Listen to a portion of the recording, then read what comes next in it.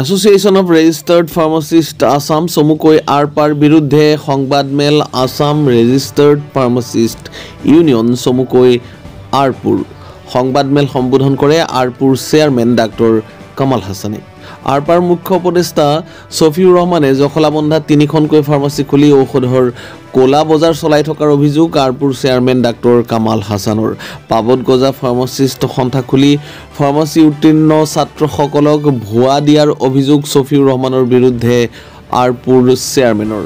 এনেধৰণৰ অবৈধ ফাৰ্মাচিষ্ট সন্থাৰ পৰা দূৰত থাকিবলৈ অনুৰোধ আৰপুৰ চেয়াৰমেন ডাক্তৰ কামাল হাছানৰ। ডাক্তৰ কামাল হাছানৰ মতে আৰপা নামৰ এই সংগঠনটোৰ নাই কোনো স্থায়ী ঠিকনা, নাই কোনো কাৰ্যালয়। কেৱল সেয়াই নহয়, ছফিউৰ ৰহমান নেতৃত্বাধীন সংগঠনটোৰ বিৰুদ্ধে 2023 চনৰ মাৰ্চ মাহৰ পৰাই নগাঁও মুখ্য ন্যায়িক আদালতত চলি আছে এটা গোচৰ।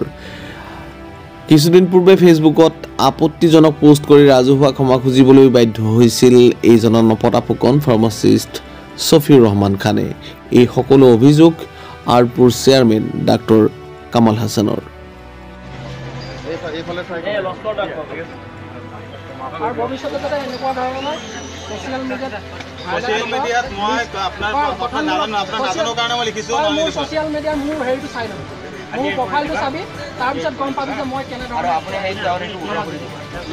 হয়, নমস্কাৰ।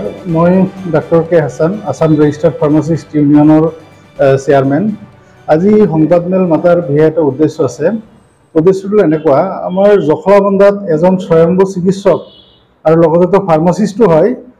তেখেতৰ আচল ঘৰ বেচামাৰীৰ পৰা গৈ জখলাবন্ধাত SP মেডিকলছ নামৰ এটা ৰিটেইল দোকান খুলি পেলাই দোকানটো জাষ্ট নাম মাত্ৰহে। তেওঁৰ দোকানত তেনেকুৱা বিশেষ হেৰিও নাই, বিজনেছো নাই।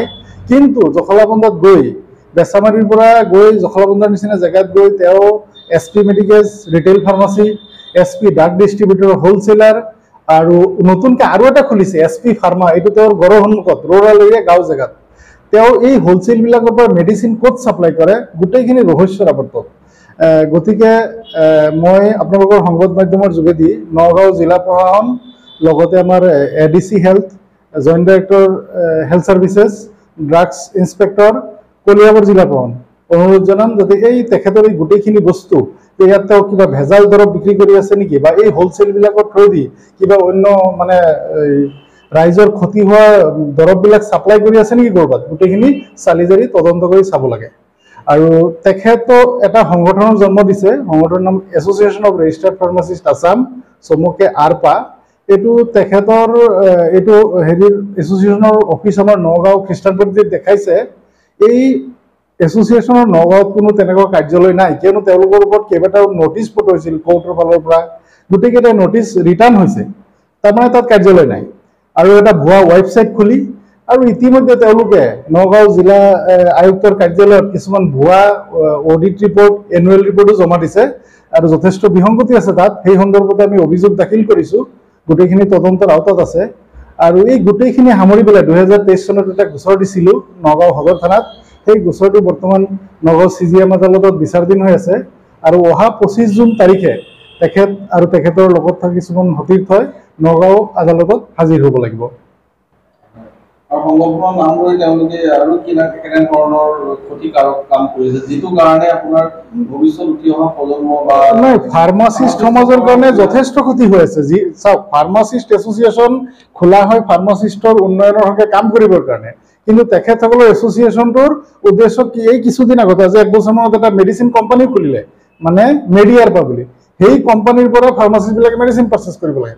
তাৰমানে তেওঁলোকৰ সংগঠন জনস্বাস্থ্যৰ খাতিৰত বা ফাৰ্মাচিষ্টৰ খাতিৰত নহয়, তেওঁলোকৰ মেডিচিন কোম্পানী চলাবৰ কাৰণে খোলা যেন আমাৰ অনুভৱ হৈছে। আৰু আমি জনামতে তেওঁ সামাজিক মাধ্যমত বিভিন্ন নাই, তেখেতৰ একেই আছে। সামাজিক মাধ্যমত তেওঁ প্ৰায়ে মানে তিৰ্যক মন্তব্য কৰি ৰাজহুৱা মাফ খোজা, ৰাইজৰ ঔষধ পৰা, এইবিলাক অলৰেডি সামাজিক মাধ্যমত প্ৰকাশ পাইছে। আপোনালোকে ভিডিঅ'বিলাক মই শ্বেয়াৰ কৰি দিম, আপোনালোকে হেৰি কৰিব চাব। নাই, মই নতুনকৈ উঠি অহা ফাৰ্মাচিষ্টৰ এটাই অনুৰোধ, এই ধৰণৰ ভণ্ড নেতা আৰু এই ধৰণৰ পাবত গজা সংগঠনৰ পৰা সদায় দূৰত থাকিবৰ কাৰণে। আৰু তেখেতসকলৰ যিবিলাক মানে হেৰি প্লেন, এই প্লেনবিলাক আমি ফাৰ্মাচিষ্ট সমাজে কেতিয়াও মানি নলওঁ।